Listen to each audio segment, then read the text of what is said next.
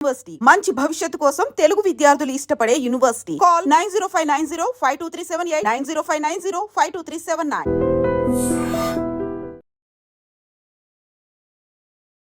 నమస్కారం, welcome to I dream. ధర్మ మార్గం విత్ విజిత కార్యక్రమానికి స్వాగతం.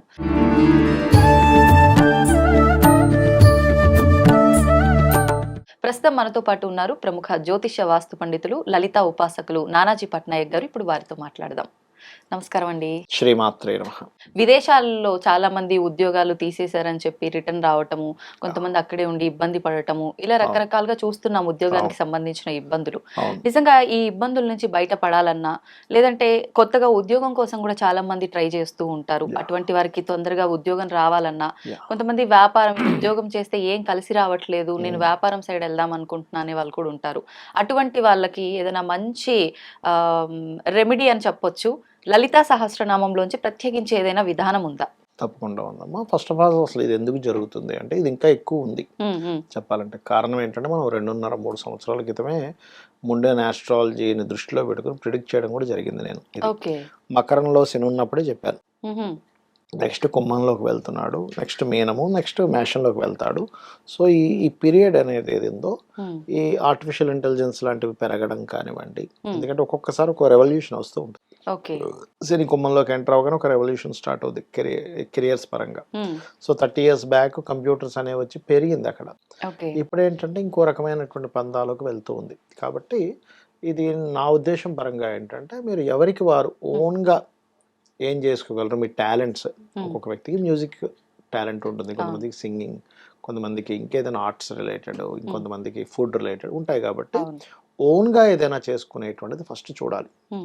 అండ్ నెక్స్ట్ అసలు ఉద్యోగం అనేటువంటిది ఎవరికైనా సరే ఎందుకు పోతుంది, ఎందుకు రాదు అంటే మనకి ఆస్ట్రాలజీ ఏం చెప్తుంది అంటే దశమ స్థానము అంటారు, 10th house. అండ్ సాటర్న్ గనక వాళ్ళ జన్మజాతకంలో పాడయ్యాడు అంటే, పాడవడం అంటే ఇన్ సెన్స్ ఆ ప్లానెట్ బలహీనంగా ఉంది. ఇక్కడ చాలా మంది దోషము అంటారు కదా. దోషము అంటే అక్కడ అదేదో మన ఆ గ్రహం మన మీద కక్ష కట్టడం కాదు. ఇక్కడ ఏంటంటే ఇప్పుడు మీకు ఒక కారు ఉంది అనుకోండి ఉదాహరణ. కారులో 4 చక్రాల్లో ఒక చక్రంలో గాలిపోయింది, పంచర్ అయింది. అందువల్ల కారు ముందు కదలదు. అంత మాత్రం చేత కారో చక్రమో మీ మీద పగబెట్టినట్టు కాదు, దాని స్ట్రెంగ్త్ పోయింది, అది మీకు ముందు కదలదు. బాడీలో కూడా ఏదో సంథింగ్, ఏదో నర్వ్ ఏదో అయింది, చెయ్యి బాగా పట్టేసింది, లేకపోతే నొప్పి ఉంది, అలా చెయ్యి మీద పగబట్టినట్టు కాదు కదా, ఇది బాగాలేదు, దీనికి దోషం ఏర్పడింది. అట్లాగే మన ప్లానటరీ పొజిషన్స్లో కూడా మీరు జన్మించినప్పుడు ఉన్నటువంటి 10th Lord అండ్ సాటర్న్ బలహీనంగా ఉంటే మీకు దానికి సంబంధించిన ఫలితాలు సరిగ్గా రావు. బలహీనంగా ఉన్న దాన్ని పెంచుకోవాలంటే మీరు చేయవలసింది ఏమిటంటే 10th Lord ఎవరో తెలుసుకొని దానికి సంబంధించిన దానం ఇవ్వడం. అలాగే లలితా సహస్రనామాల్లో పర్టికులర్ గా ఓం శ్రీమాత శ్రీ మహారాజ్ని శ్రీమత్ సింహాసనేశ్వరి నమః. ఇప్పుడు ఎవరైనా ఇది చేసుకోవచ్చా, లేదంటే మీరు చెప్పినట్టుగా ఏ గ్రహం ఎలా ఉందో చూసుకొని దానికి తగ్గట్టుగా వ్యక్తిగతంగా చూపించాలి? వ్యక్తిగత చార్ట్ ఈస్ డిఫరెంట్, అది పర్సనల్ చార్ట్ చూసుకొని చేసుకోవడం వేరు. ఇది అందరికి జనరల్ గా ఇది ఒకటి, ఇంకోటి ఓం మాణిక్యం ఒకటాకార జానుద్వై విరాజితాయ నమః, ఈ 2 చేసుకోవచ్చు. ఇంకోటి ఏంటంటే కొంతమందికి ఇక్కడ వీళ్ళు జన్మజాతకంలో అసలు వీళ్ళకి 10 మందికి ఉద్యోగం ఇచ్చే యోగం ఉందా, నువ్వు ఒక దగ్గర ఉద్యోగం చేసే యోగం ఉందా అనేటువంటిది ఉంటుంది. మీ జన్మజాతకంలో గనక ఇంకొక 10 మందికో 100 మందికో 1000 మందికో మీరు ఉద్యోగం ఇచ్చే దాంట్లో ఉందనుకోండి మీ జాతకం, అప్పుడు మీరు ఉద్యోగం చేద్దామంటే దొరకదు, మీకు ఖచ్చితంగా దొరకదు. ఎందుకంటే ఇప్పుడు అందరూ ఉద్యోగం చేసే వాళ్ళని పుట్టించాడు భగవంతుడు ఎప్పుడు కూడా. ఇచ్చే వాళ్ళని చేసే వాళ్ళని పుట్టించాలి. ఉట్టిగా చేసే వాళ్ళని పుట్టించినా ఇచ్చేవాడు ఉండడు, ఉట్టిగా ఇచ్చే వాళ్ళని పుట్టిస్తే చేసేవాళ్ళు ఉంటారు. కాబట్టి ఆ బ్యాలెన్స్ తోని పుట్టిస్తాడు ఇప్పుడు, అప్పుడే అది సైకిల్ ముందుకు నడుస్తుంది కూడా, లేకపోతే నడవదు కదా. అట్లా ఏంటంటే ఇక్కడ మీ పర్సనల్ చార్ట్లో కనుక 10th house బాగుంది, మీరు ఉద్యోగం చేస్తారు. అలా కాదు 11th house బాగుండి బుధుడు బాగుంటే మీరు వ్యాపారం చేస్తారు. ఇప్పుడు చాలా మందికి ఉద్యోగం చేసే దగ్గర కూడా రకరకాల ఇబ్బందులు వస్తూ ఉంటాయి. సడన్ గా జాబ్ లోంచి వెళ్ళిపోమని చెప్పటాలు, ఇలాంటి రకరకాలుగా ఫేస్ చేస్తూ ఉంటారు మామూలుగా ఉద్యోగ రీత్యా. అటువంటి వారు కూడా ఈ లలిత సహస్రనామం నుంచి ఈ మంత్రమే చేసుకోవచ్చా, ఇంకేదైనా ఉంటుందా? వాళ్ళ పర్సనల్ చార్ట్ లో ఫస్ట్ ఆఫ్ ఆల్ అసలు 10th Lord ఏ గ్రహం అయింది, ఎలా పాడిందో చూసుకుని దానికి దానం ఇవ్వాలి. రెండవది లలిత సహస్రనామాల్లో నేను ఇప్పుడు చెప్పిన 2 మంత్రాలు చేసుకోవచ్చు. గోవు కాస్త బెల్లం శనివారం తినిపిస్తే కూడా కర్మ తొలగుతుంది. ఇంకోటి ఏంటంటే ఇక్కడ నేను మీకు ఉద్యోగంతో పాటు వ్యాపార యోగాలు చూసుకోవాలని చెప్పాను కదా. ఈ అవును. వ్యాపారంలో కూడా 2 రకాలుగా ఉంటుంది వీళ్ళకి. ప్రోడక్ట్ రిలేటెడా లేకపోతే సర్వీస్ రిలేటెడ్ వ్యాపారం చేయాలా అని ఉంటుంది వాళ్ళ జాతకంలో. ఓకే. ప్రోడక్ట్ రిలేటెడ్ లేదు, సర్వీస్ రిలేటెడ్ అన్నప్పుడు మీరు సర్వీసే చేయాలి, ప్రోడక్ట్ జోలికి వెళ్ళకూడదు. అంటే ఏ రకంగా? అంటే ఎలా అంటే చిన్న ఎగ్జాంపుల్ చెప్తా చూడండి. ఇప్పుడు కారు అమ్ముతున్నాడు అనుకోండి, దట్ ఈస్ ప్రోడక్ట్. హా. కార్ మీద సర్వీస్ ఇస్తున్నాడు, మ్మ్. సర్వీస్.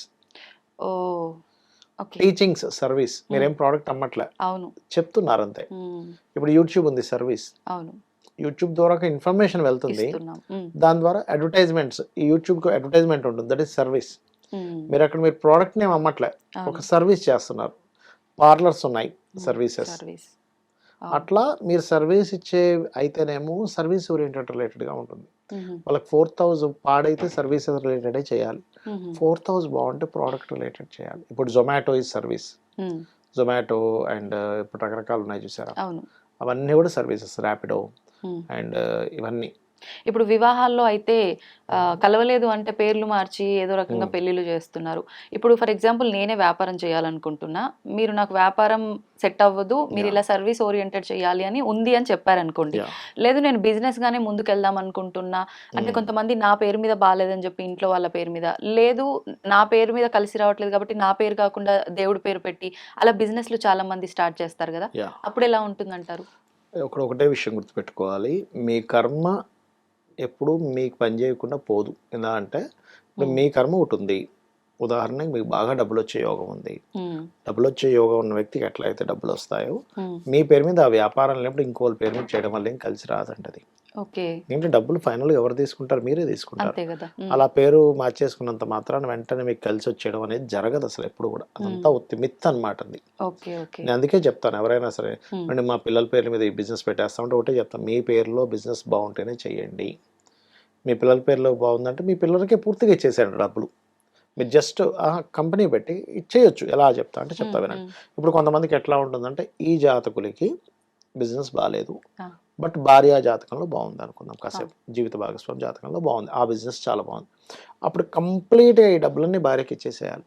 సీరియస్గా చెప్తున్నా. ఇచ్చేసి ఇతను ఒక ఎంప్లాయీగా అందులో ఒక శాలరీ తీసుకుని ఒక 40,000, 50,000, 30,000 ఆ కంపెనీ తగ్గట్టు ఒక ₹1,00,000, ఆ కంపెనీ ఎంత క్యాపబిలిటీ ఉందో, కొన్ని కంపెనీస్లో 10 lakhs శాలరీ తీసుకునేది ఉంటుంది, పెద్ద పెద్ద కంపెనీస్ ఉంటాయి.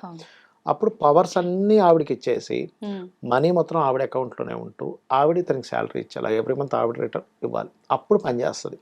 అంతేకాని పేరు మాత్రం ఆవిడది పెట్టి మొత్తం ఇతరే మొత్తం డబ్బులన్నీ ఎంజాయ్ చేస్తా ఉంటే అది నడవదు. బానే ఉంది, బిజినెస్ చేయడం సంగతి ఏమో కానీ మొత్తం తీసుకుపోయి పిల్లల చేతిలో పెట్టి ఆ దగ్గర నుంచి అడుక్కోవాలని అని ఈగో ఎక్కువ గొడవలకు దారి తీస్తుంది. అలా కాదు, ఇక్కడ సక్సెస్ రావాలనుకుంటున్నారు కాబట్టి. అవును.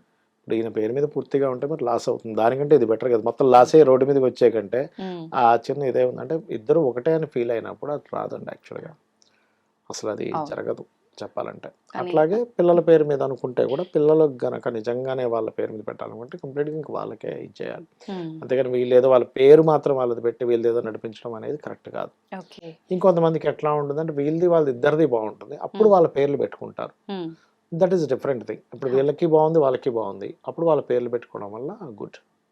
అలా చేయొచ్చు. లేదా వాళ్ళని ఒక పార్ట్నర్గా చేర్చుకొని వాళ్ళకి కూడా లాభాలు ఇవ్వడం చేయాలి. ఊరికే పేరుకి మాత్రం పార్ట్నర్ అండి, నేను అసలు వాళ్ళకి రూపాయి ఇవ్వని, మొత్తం నేనే ఎంజాయ్ చేస్తాను అంటే గ్రహం మీకు డబ్బు ఇవ్వదు అంటున్నా అక్కడ. మీరు అట్లా ఎట్లా గ్రహాన్ని మోసం చేయగలరు, మీ కర్మను ఎట్లా మోసం చేయగలరు, దేవతను ఎట్లా మోసం చేయగలరు? అంత ఈజీ కాదు. దేవత ప్రతిదీ చూస్తూ ఉంటుందండి. కంప్లీట్గా కనుసైగల్లో అన్ని నడుస్తుంటాయి. మనం అనుకుంటున్నాం ఎవరు చూడట్లేదు, నడిచిపోతుందని, అంత సీన్ లేదు. ప్రతిదీ గమనిస్తూనే ఉంటుంది. ఇక్కడ తప్పించుకుంటున్నాం కానీ ఆవిడ చేతులు తప్పించుకోలేదు. మనం తప్పించుకుందాం అనుకుంటున్నాం, ఇక్కడ కూడా తప్పించుకోవట్లేదు. అంటే మన చుట్టూ ఉండే వ్యక్తుల దగ్గర మనం తప్పించుకుంటున్నాం అనుకుంటున్నాం కానీ లేదు. కాబట్టి ఏంటంటే పర్టికులర్గా ఎవరికైనా ఉద్యోగంలో వీక్గా ఉంది అంటే first 10th lord, 6th lord, 2nd lord check చేసుకోవాలి. వాటికి సంబంధించిన దానాలు ఇవ్వడము. అండ్ అలాగే రెగ్యులర్గా కొంచెం నేను ఇందాక చెప్పిన మంత్రం చేస్తూ, గోవుకి బెల్లం తినిపిస్తూ, మీకు అసలు జాబ్ ఉందా వ్యాపారం ఉందా చూసుకొని ముందుకు వెళ్ళినట్లయితే 100% జాబ్స్ అనేవి పోయేటువంటి స్థితి నుంచి బయటపడము. ఒకవేళ కొత్త జాబ్స్ రావాలన్నా రావడం 100% జరుగుతుంది ఈ మంత్రం ద్వారా. ఓం శ్రీమాతా శ్రీ మహారాజ్ని శ్రీమత్ సింహాసనేశ్వరి నమః. ఇంకోటి ఉంది, అది ఓం మాణిక్య మకుటాకార జానుద్వై విరాజితాయ నమః చేసుకోవచ్చు. సంతోషం అండి. నిజంగా ప్రస్తుతం ప్రతి ఒక్కరు కూడా ఈ సమస్యను ఎక్కువగా చూస్తా ఉన్నారు. పోతదేమో అని చెప్పి ప్రాణాలు గుప్పిట్లో పెట్టుకొని ఆ భయంతో ఉండే వాళ్ళు కొంతమంది, పోయిన తర్వాత మళ్ళీ వెంటనే మేము ఎక్కడ జాయిన్ అవుతాము ఏంటి, ఈ టెన్షన్స్ చాలా మందిలో ఉన్నాయి. నిజంగా చాలా మంచి విషయాన్ని తెలియజేశారు. ధన్యవాదాలు. శ్రీమాత్రే నమః.